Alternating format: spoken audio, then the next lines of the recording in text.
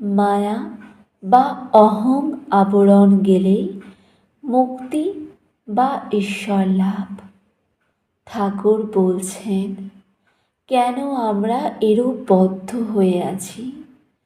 কেন ঈশ্বরকে দেখতে পাই না? ঠাকুর বলছেন, জীবের অহংকারই মায়া। এই অহংকার সব আবরণ করে রেখেছে। আমি মোলে ঘুচিবে জঞ্জাল। যদি ঈশ্বরের কৃপায় আমি অকর্তা এই বোধ হয়ে গেলে, তাহলে সে ব্যক্তি তো জীবনমুক্ত হয়ে গেল, তার আর ভয় নাই।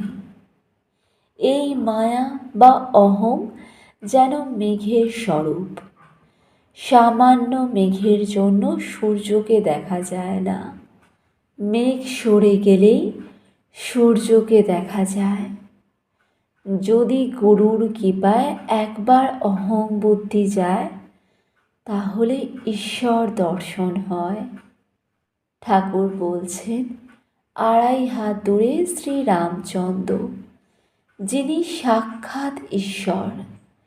মধ্যে সীতারূপিণী মায়া ব্যবধান আছে বলে লক্ষণ রূপ জীব সেই ঈশ্বরকে দেখতে পান নাই।